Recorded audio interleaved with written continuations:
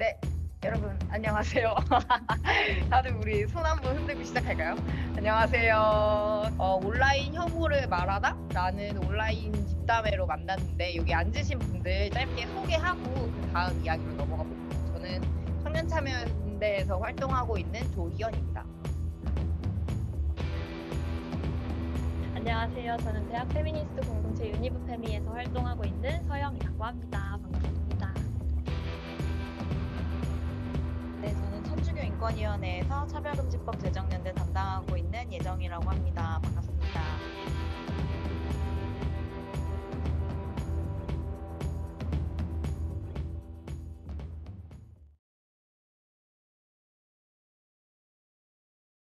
청년참여연대가 대학생 이용자를 대상으로 에브리타임 혐오 게시물에 얼마나 문제의식을 좀 느끼고 있는지, 이렇게 공감하는 사람이 많은지 좀 설문조사를 해봤어요. 한 300분의 대학생 이용자 분들이 답변을 해주셨는데요. 근데 불쾌감의 이유를 저희가 여쭤봤어요. 그랬더니 익명, 막말, 비방이 가장 많았고요.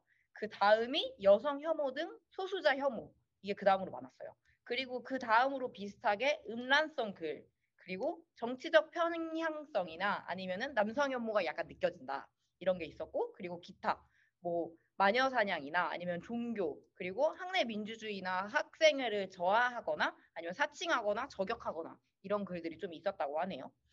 근데 또 되게 재밌는 게 에브리타임이 게시물을 보고 그래서 당신이 이 불쾌감을 느낀 다음에 신고를 해봤느냐라고 물어봤어요. 근데 딱히 신고하신 분은 그렇게 많지 않았어요. 왜냐면은 너무 이미 보수화되어 있고 너무 혐오가 강한 게시판이다 보니까 내가 이거를 신고한다고 바뀌지 않을 것 같아서라고 답변한 사람이 굉장히 많았거든요. 저는 그래서 이 두 활동가님이 정말 대단하다고 생각해요. 여기서 굉장히 분노했기 때문에 아 이거 진짜 바꿔야겠다라고 직접 이제 손을 거둬 주신 거잖아요. 그래서 이게 더 중요하다고 생각하고 네 생각합니다. 그래 모든 신고가 그 플랫폼 내에서의 신고 네, 절차인 맞아요. 거죠. 네, 맞아요. 왜냐면 본인들이 그렇게 학생들의 온라인 소통 게시판을 에브리타임 측에 그냥 놓고 있는 거잖아요. 그렇기 때문에 학교 측의 노력도 필요하다라는 말도 있긴 했습니다.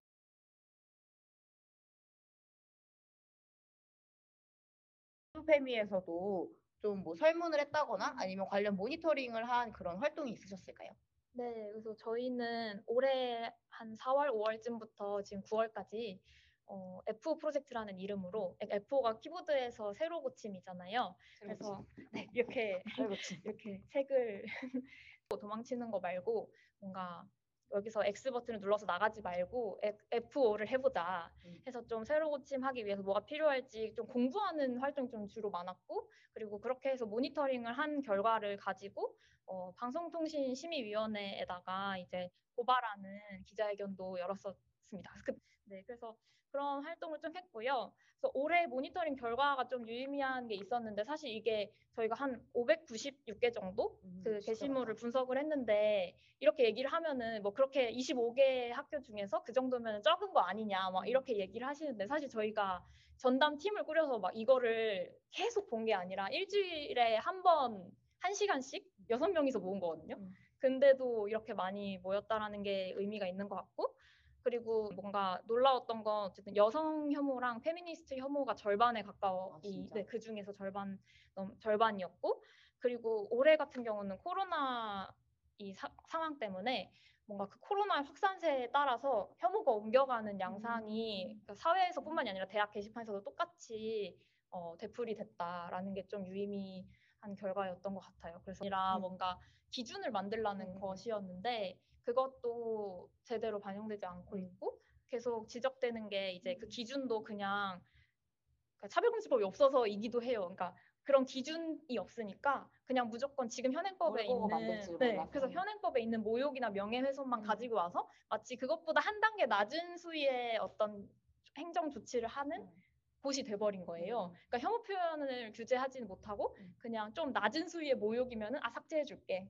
이렇게 법정까지는 가지 마세요. 이런 정도의 수준이어서.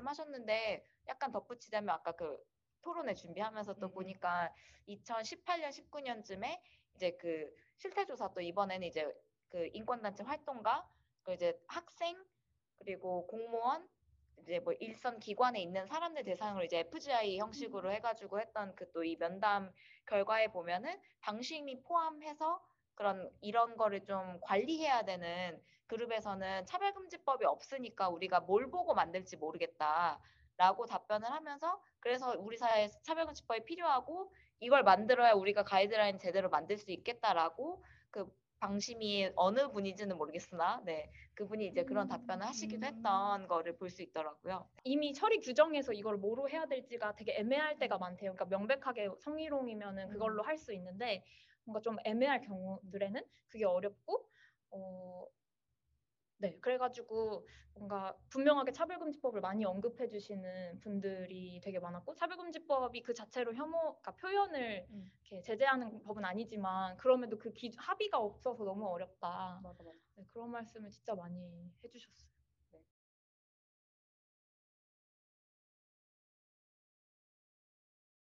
그냥 혐오 표현이 아니고 온라인에서 이야기되고 있는 혐오 표현이잖아요. 근데 분명히 모르겠어요.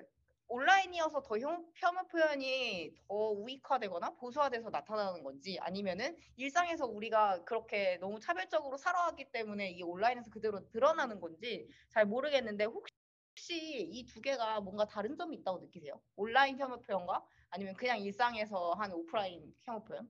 이런 대화 속에서 이루어지는 거는 흘러가면 그만인데 온라인 혐오 표현 같은 경우는 이 발언이나 아니면 이 어떤 문구에 대한 리액션이 계속해서 남잖아요. 조회수로 남거나 아니면 뭐 좋아요 수로 남거나 이러다 보니까 이게 그냥 한 번 하고 끝이 아니어서 그런 말 하는데 인권활동가 퇴근했다. 그런 다 발언 비슷하구나. 그렇죠. 그런 거 하잖아요. 우리가 나 지금 활동가 퇴근해서 하는 말이지만 약간 이런 말 할 때 비슷하구나. 그거 우리가 왜 활동가 퇴근해야 하냐 하면은 이게 신경 쓰이잖아요. 옆 사람이. 뭔가 그게 압도되는 것 같아요. 그러니까 뭔가 내가 글을 쓰거나 뭔가 얼굴이 나왔거나 이런 게시글 아래 이렇게 수많은 한 명도 아니고 이렇게 수많은 사람들이 어떤 그런 모욕적인 말이라든지 혐오 표현을 했을 때 되게 많은 고립감과 그러니까 뭐 특히 뭔가 저희 세대는 이거를 구분하지 않기 때문에 이게 내 현실인 거잖아요. 그러니까 온라인 세상에서만의 일이 아니라 맞아. 나가면 그만이 아니라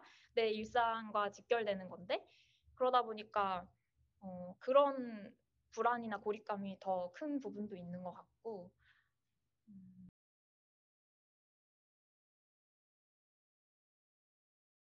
그러니까 이게 사실 에브리타임 하나만의 문제가 아니고 온라인에서 나타나는 혐오 표현 전반의 문제인 것 같거든요. 저희 다 활동가지만 아까 얘기한 것처럼 퇴근했죠 이제 가끔 퇴근하기도 하는 그런 청년들이잖아요. 그래서 이런 진짜 글들이랑 진짜 실제로 마주쳤을 때 어떤 식으로 대응해요? 전 퇴근해요. 안 봐요. 그래서 근데 저희 지금 셋 다 그 기고글 같은 거 써봤잖아요. 서영님도 그런 거 이제 써봤고 칼럼 쓰시잖아요. 맞아. 욕 많이 드시지 않았나요? 저 욕 겁나 먹어요. 그쵸? 장난 아니에요. 이 네이버 같은데 이제 특히 이제 오마이 기사 맞아요. 같은 거 이제 쓰거나 하면 경향 쓰시지만 이게 한번 또 이렇게 한번 쭉 테크 타면 맞아. 댓글 장난 아니게 달리잖아요. 장난 아니에요. 재밌어요. 저 트위터에서 이번 글 3,000 RT 탔어요. 장난 그거 아니죠? 카공족 아, 네. 그러고 한 욕은 2,000개 먹었어요. 피하는 방법은 그냥 그런 것 같아요. 그러니까 예를 들면 그런 양상이 좀 있는데 여성에 관련한 뭐 제도에 관련된 내용이나 이런 건 여성 신문이 제일 빠를 때가 있거든요. 그럴 때 보면은 이게 가끔 이 네이버랑 연결이 돼요. 그럼 댓글까지 안 내려가고.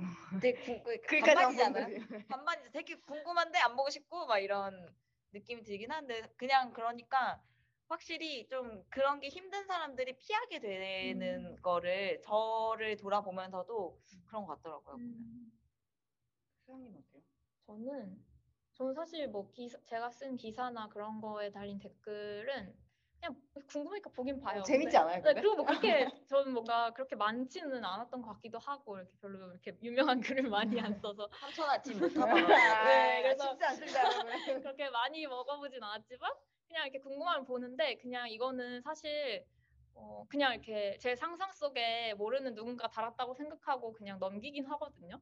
근데 그런데 뭔가 여기서 얘기하고 싶었던 게 에브리타임은 좀 달랐던 것 같아요. 그러니까 똑같은 말이거든요. 막 제가 총류학생회 관련해서 활동할 때 이제 똑같이 뭐 총류하는 애들 다 이상한 애들이고 뭐 이런 저런 더 나쁜 말이죠. 그래서 이런 표현이 많은데 그게 그냥 기사로 달렸을 때는 아 모르던 지나가던 아저씨가 달았나 보다 하고 그냥 치하고 마는데 이게 에타에 올라오면 너무 신경이 쓰이는 거예요. 그리고 이 이게 공간 안에 있는 맞아. 사람이 맞아요. 달았으니까. 그래서 같은 과 홍길동이 단 거야. 그렇죠. 약간 그런 느낌인 거지. 그래서 그런 식으로 뭔가 밈이 되고 뭐 무슨 과에 누구 이런 식으로 그 과 뭐 이렇게 밈이 되고 그리고 이게 제일 그런 게 저만 괴롭게 하는 게 아니라 뭔가 지지 표명을 했던 학과 내 친구들이나 이런 사람들이 막 수업 시간에 그걸로 출석을 부를 때 위축되고 그러니까 그 이름이 이렇게 지지자 명단 이런 거를 용기 내서 이제 이름을 연명을 했는데 이제 뭐 이름이 특이한 친구라거나 그런 경우에는 수업 시간에 불리면 뭔가 키득키득 걔다, 웅성웅성 네 이런 게 있는 거예요. 그리고 막 교수님도 막 눈치 주는 사람도 있었다고 하고 진짜? 네 그래서 칼럼에 달리는 댓글들은 악플들 되게 그냥 웃으면서 봐요. 재밌거든. 그래서 웃으면서 보는데 이런 백래시성 글이나 어떤 나의 정체성에 대해서 뭔가 이상하게 프레임을 짜서 혐오적으로 말하는 것들은 진짜 참을 수가 없는 거예요. 그래서 오히려 더 끊고 그런 나와 같은 공동체 안에 있는 사람들이 이런 비슷한 생각을 한다는 게 굉장히 좀 뭐라 그래야 되지? 사회에서 아예 배제감이 들고 소외감이 드는 그런 경험이 저도 있긴 했던 것 같아요.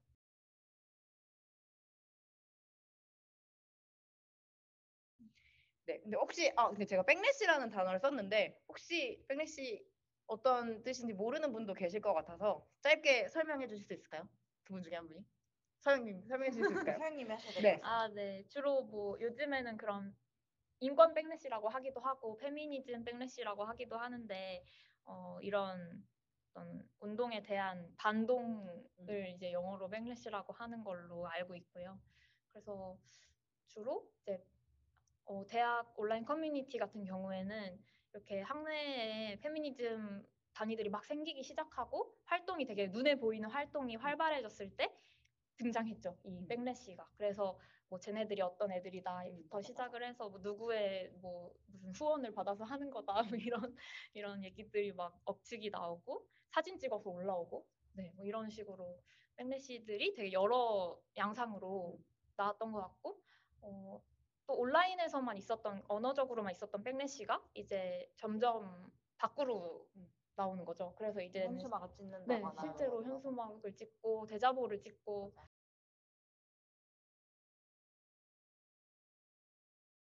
대응 얘기를 하다 보니까 어떤 제도적 차원의 대안에 대해서 이야기하지 않을 수가 없는 것 같아요. 왜냐면 진짜 이거는 저희가 활동가여서 그런 게 아니고 어떤 나의 정체성으로 나를 정체화한 사람이라면 그런 혐오가 내가 포함된 정체성에 대한 혐오 발언을 봤을 때 정말 사회적으로 배제된 것 같은 기분을 느낄 수밖에 없거든요. 그래서 정말 심한 우울감, 소외감에 빠져들거든요. 그래서 저는 오히려 이게 조금 더 우리의 활동에서 끝나는 게 아니라 계속해서 제도적 대안이나 아니면 제도적 차원의 뭔가 대응을 이야기해야 되는 거라고 생각해요. 근데 청년참여연대가 맨 처음에 이제 이 에브리타임을 가지고 우리가 뭔가를 해보자라고 생각을 해서 결국 내린 우리만의 대응은 뭐였냐면 에브리타임이 항상 하는 말이 그거더라고요. 우리도 우리 게시판이 쓰레기 같은 거 알고 있다. 근데 우리 스타트업이고 안 돼. 고무적이네요. 안 돼. 네. 알고 있다. 그래서 근데 우리 스타트업이고 사람이 몇 명이 없다. 그래서 그걸 하나하나 다 규제하기가 진짜 힘들다. 이렇게 말을 하는데 우리끼리 회의를 하다 보니까 약간 근데 맞긴 한 것 같아. 그래서 에브리타임이라는 자유 게시판이 그렇게 활성화되도록 냅둔 거는 학교 측에 어느 정도 책임도 있는 거다. 그래서 여기에 혐오 발언이 만연한 거는 학교가 어느 정도 좀 책임감을 가지고 자정하는 거를 도와줘야 할 의무가 있다. 이렇게 이제 청년참여연대에서는 좀 결론을 내린 거예요. 그래서 대학 인권센터라고 있어요. 그래서 뭐 성희롱 성폭력뿐만이 아니고 인권 침해와 관련된 모든 사건들을 다 다루는 곳이에요. 그래서 한 2017년부터 대학 사회에서 하나둘씩 생기고 있거든요. 그래서 과연 대학 인권센터에서 이거를 제대로 모니터링을 하고 있나 궁금한 거예요. 그래서 65개 대학에 근데 설치가 됐다고 하더라고요. 그래서 질의서를 보냈어요. 그 질의서는 온라인 인권 침해 상담 건수가 있냐, 그리고 그 피해 유형이 무엇이냐, 그리고 학내 구성원 대상으로 성평등 교육을 실시하고 있느냐, 그리고 정기적으로 인권 실태 조사 실시하고 있느냐, 그리고 거기에다 포함해서 에브리타임의 특정에서 이 사건이 일어난 신고 건수가 있느냐 이렇게 물어봤어요. 근데 질의서에 답변을 일단 한 학교만 해줬어요. 한양대학교만 해줬어요. 그래서 좀 짜증이 나는 거예요. 그래서 질의서를 가지고 너네가 답을 안 해줘? 그러면 이번엔 정보공개 청구다. 그래서 정보공개 청구를 했어요. 그래서 답변을 받았는데 온라인 인권 침해 신고 건수랑 그 중에서도 에브리타임 관련한 신고 건수가 있기는 하더라고요, 정말로. 그래서 온라인으로 최근 3개년 동안 온라인에서 일어난 인권 침해 건수가 43건이었어요. 그 65개 대학 중에서. 물론 끝까지 비공개한 대학도 한 3곳 정도 있긴 했지만, 그리고 그 중에서도 에브리타임 관련 신고가 9건이었어요.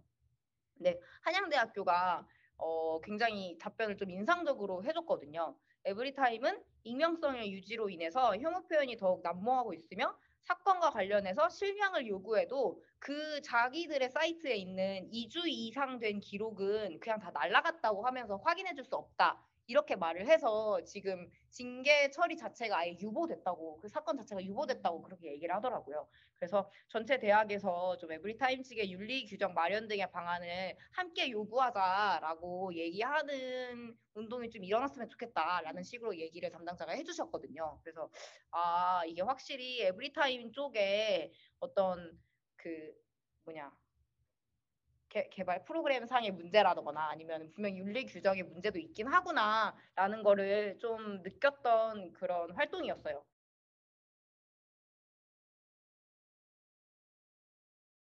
근데 유니브페미가 에브리타임 측에 이용규칙 변경을 요구한 걸로 제가 알고 있거든요. 혹시 그거 어떻게 됐어요? 사실 저희가 4월에 그래서 그 일이 있었죠. 엠번방 사건이 엄청 알려지게 되면서 분노를 샀는데, 그때 또 에브리타임에서도 그거에 대한 2차 가해성 게시물이 정말 많이 나왔어요. 그래서 다른 커뮤니티도 퍼날라지고 했었는데, 그때 그래서 저희가 윤리 규정, 최소한의 윤리 규정을 마련하라라는 요구를 본사로 이제 나오는 검색해서 나온 곳에 가가지고 이제 첫 기자회견을 했는데, 거기가 알고 보니까 진짜 일하는 회사가 아니었던 거예요. 그냥 사무실 빌려주는 왜 그런 이 필요한 네, 그 왜 뭐라고 하죠? 커뮤니티 약간 약간 스타트업 그런 곳에 사무실 빌려주는 빌려주는 그런 사무실이 엄청 많이 공유 오피스 네네네, 공유 오피스인 거예요. 그래서 가끔 와서 우편만 찾아가지 여기서 일하지 않는다라고 하고 일하는 데가 따로 있는 거죠. 영업상 비밀. 영업상 비밀. 이후에 윤리 규정 말고 그냥 이용 규칙 자체도 문제가 많거든요. 그러니까 윤리 규정이 없는 거 외에도 이용 규칙에는 그냥 지금 현행 불법 게시물로 된 것들 안 된다 정도가 있고, 그다음 회사에 되게 유리한 조항이 되게 많아요. 그래서 뭐 여기에 동의하지 않으면 이용 못한다, 뭐 이런 식으로 되게 배째라식의 이용 규칙이라서, 그래서 막 저희 활동가 중에 한 분이 그거 이런 규정을 신고하는 곳이 또 있대요. 무슨 윤리 소비자 윤리 뭐 이런. 그래서 거기다가도 규정 심사를 넣어 놓으셨는데 그것도 답변이 없고, 그래서 그런 상황인데, 그래서 저희가 실제로 이용 규칙을 저희가 원하는 방향으로 저희가 옳다고 생각하는 방향으로 만들어서 발표를 한 게 아마 6월인가 7월이었던 것 같아요. 맞아요, 저도 봤어요. 네, 그래서 좀 불법 행위 외에도 권리 침해 행위를 추가해가지고 여기에 그런 혐오 표현의 기준이 될 만한 것들을 좀 정리를 하고 네, 그리고 좀 맨 처음에 넣고 싶었던 게 그 블라인드도 물론 훌륭하지 않지만 그래도 블라인드는 그 이용 규칙의 맨 위에 우리는 모두를 환영합니다 같은 그러니까 그런 취지, 어떤 공간을 지향하는지에 대한 말이 있거든요. 그래서 그거 이런 게 좀 필요하겠다. 그러니까 여기는 그런 게 전혀 없었어요. 그래서 우리는 뭔가 그런 타인의 존엄성을 침해하지 않고 모든 회원이 환영받을 수 있는 온라인 공간을 추구함으로 이런 가이드라인을 제공합니다라는 말로 좀 열어서 권리 침해 행위를 나열한 게 포인트였고, 그다음 두 번째는 제대로 된 심의 시스템을 명시하는 거였어요. 그래서 지금은 그냥 신고 누적으로 자동 삭제가 되는 시스템인데, 이게 문제가 되게 많은 게 핵심적으로 예를 들면 공학대학에서는 페미니스트들이 게시물을 올리면 다 삭제가 돼요. 그냥 신고 10개 이상 먹으면 삭제가 되니까 아예 여기에서 의견을 표출할 수가 없는 거예요. 정지되신. 근데 저 진짜 완전 아무 문제 없는 게시물 올렸거든요. 저 진짜 홍보글. 네, 진짜 뭐 몇 월 며칠 무슨 페미니즘 강연합니다 이렇게 올렸는데 그것도 홍보 게시판에 정식적으로. 네. 네. 그리고 맨 마지막에 이것도 넣었었는데 이 한양대학교 인권센터 분의 말을 들으니까 잘 넣었다는 생각이 드는데 학교와의 협력 파트를 썼어요. 그래서 물론 학교가 언제든지 애타를 검열할 수 있게 두는 건 절대 결사 반대지만 어쨌든 이 타당한 사유가 있을 경우에 인권센터와 요구할 때에는 뭔가 어느 정도 이제 제한을 두고 정보를 제공해야 된다, 협력해야 된다라는 조항들 혹은 경찰 수사에 협조해야 된다 하겠다라는 약속을 넣었습니다.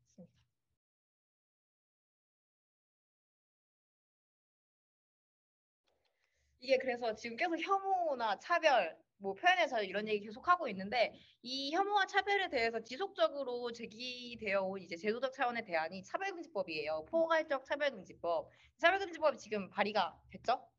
네, 발의됐습니다. 네. 6월 29일에 또 정의당 장혜영 의원님의 발의로 지금 발의가 됐고 네. 지난 9월 21일에 이제 법사위로 상정이 되었습니다. 네, 그러니까요. 차별금지법의 취지랑 현재 발의된 차별금지법의 내용에 대해서 짧게 설명 부탁드릴게요. 네, 지금 일단은 차별금지법은 발의가 되어 있는 상태고요. 그리고 아시겠지만 국가인권위원회에서 또 마련한 평등법, 평등 및 차별금지에 관한 법률을 이제 줄여서 평등법이라고 부르는데 내용이 사실은 조금 달라요. 근데 이제 그거를 다 말씀드리기에는 저희에게 주어진 시간이 너무 짧기 때문에 네. 그래서 관련해가지고 차별금지법 제정연대 홈페이지에 오시면 어떤 차이점이 있는지 저희가 이제 카드뉴스를 5번 정도 발행을 했어요. 그래서 살펴보실 수 있으니까 궁금하시면 더 내용 법안 살펴보실 수 있을 것 같고요. 지금 어쨌든 차별금지법의 취지나 평등법의 취지에 대해서는 다들 너무 잘 아실 거라고 생각해요. 이게 지금 또 문제되는 부분이 왜 지금 개별법 다 있는데 포괄적 차별금지법 꼭 있어야 되냐라는 얘기가 이제 무조건 나오거든요. 근데 그랬을 때 뭐 남녀고용평등법이라든지 아니면 장애인 차별금지법이라든지 뭐 이런 법안이 있는데 근데 그러면 포괄적 차별금지법의 취지는 무엇이냐라는 거거든요.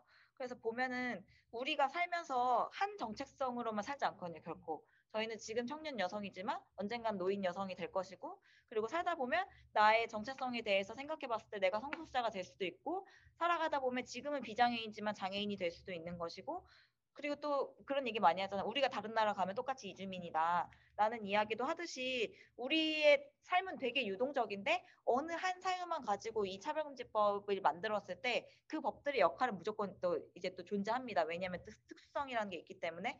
근데 누구나 여러 가지 정체성을 갖고 가는 상황에서 이 개별법만 존재했을 때 공백들이 생길 수밖에 없어요. 이제 그런 부분들을 보완하기 위해서 그리고 또 어떤 면에서는 아직 개발되지 못한 개별법이 이제 만들어지기 위한 근거법으로서도 역할이 필요하기 때문에 지금 네, 이제 차별금지법이 꼭 필요하다는 말씀을 드리고 싶고 아까 이야기 나온 것처럼 이 지금 혐오 표현이라는 게 사실은 우리 사회에서 이제 이야기된 게 한 근 몇 년 사이의 일이잖아요. 관련해가지고 이제 막 법제도를 만들어야 되는데 일종의 기본법으로서 이 차별금지법이 존재하지 않으면 그런 관련 기관들은 이 뭐 가이드라인을 세운다던가 이랬을 때 너무 이제 뭘 기준으로 할지가 어렵기 때문에 이 평등의 기본법으로서 이 차별금지법이 네, 한국 사회에 필요하다라고 생각합니다. 계속 이야기하면서 서영님도 이거 이 책 쓰시고 계속 활동하면서 차별금지법이 결국 모든 것의 기준이 되기 때문에 빨리 제정되는 것이 필요하다 이렇게 말씀하셨던 것 같아요. 또 활동하면서 아 진짜 차별금지법 없으면 안 되겠는데 약간 느꼈던 또 다른 경험 있으실까요 혹시? 또 다른 경험은 일단 말해 네, 일단 말해. 그런 키퍼나 평등행진 같은 걸 할 때 이렇게 반대하시는 분들이 되게 뭐랄까요? 평소에는 그런 걸로 별로 무섭다고 생각하지 않은데 뭔가 그 자리에서 그렇게 많은 사람들의 무서운 얼굴과 그런 이 가슴을 찌르는 표현이 담긴 맞아. 피켓들 그게 되게 가끔은 우습게 보이기도 하지만 가끔 정말 찌른단 말이에요. 그래서 그런 걸 봤을 때 뭔가 차별금지법이 있다면 여기서 뭔가 적어도 경찰이 명확하게 우리를 보호해 줄까? 뭐 이런 생각들을 한 적이 있어요. 그러니까 경찰이 있고 보호를 해주는 것 같은데 사실 경찰도 그냥 충돌을 막는 거지. 똑같이 갔을 때 지역 경찰마다 다 다르고 네. 맞아요. 그러니까 뭔가 이들도 명확한 기준이 있어서 그렇게 하는 게 아니라 자기 신념이나 그 서해 그거에 따라서 다르고 그냥 충돌을 막기 위함이지 어떤 소수자가 어떤 이 혐오와 차별의 해악에 놓여 있는지를 판단해서 하는 것이 아니잖아요. 그럴 때 뭔가 그런 기준이 정말 필요하겠다라는 생각을 뭔가 마음 깊이 많이 했던 것 같아요. 약간 이거 같다. 내가 나로서 안전하게 보호받을 수 있기 위한 어떤 가장 첫 기준? 약간 그렇게 좀 차별금지법을 생각하면 좋을 것 같아요. 갑자기 기승전 차별금지법.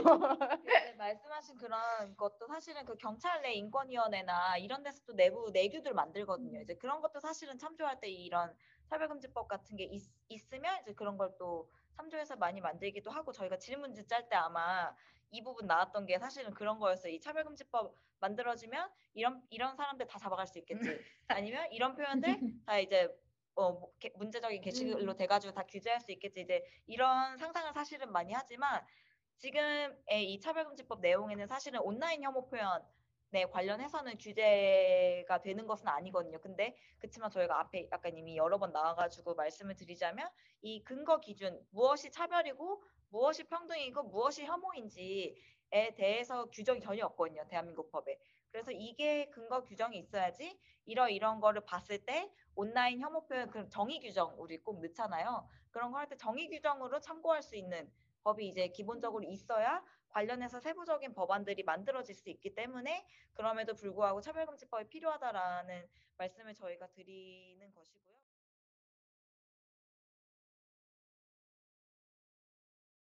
그 차별금지법의 역할을 저희가 이제 그 얘기하거든요.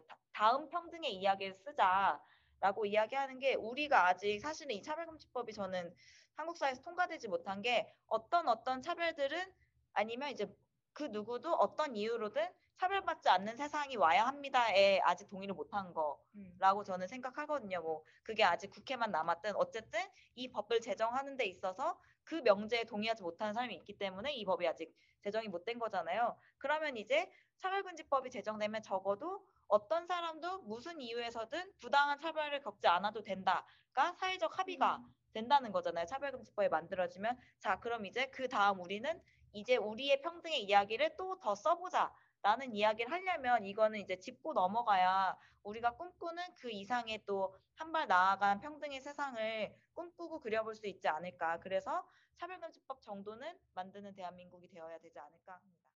되게 비슷하다. 청년 기본법 만들 때도 그 얘기가 가장 항상 많이 하는 말이었거든요. 지금 법에는 청년의 정의조차 없어요. 그래서 어떤 나이대 다 사람들이 다르잖아요, 정말. 어떤 사람들이 청년인지조차 나와 있지 않았기 때문에 네. 청년을 위한 법을 만들래도 그 기준이 전혀 없는 거예요. 그래서 청년에 대한 정의 규정을 먼저 하고 이 사람들을 우리 사회의 주체로서 인정하고 권리를 보호해 주는 기본법을 만들어야 된다라는 게 운동의 맨 처음이었거든요. 그래서 아직까지 차별금지법이 없다는 거는 그만큼 우리나라의 어떤 차별과 혐오에 대한 서로의 생각과 그리고 모든 사람이 자기만의 정체성으로 살 수 있다는 그런 보편 명제가 아직도 받아들여지지 않은 것이 아닌가 이런 생각을 해봅니다.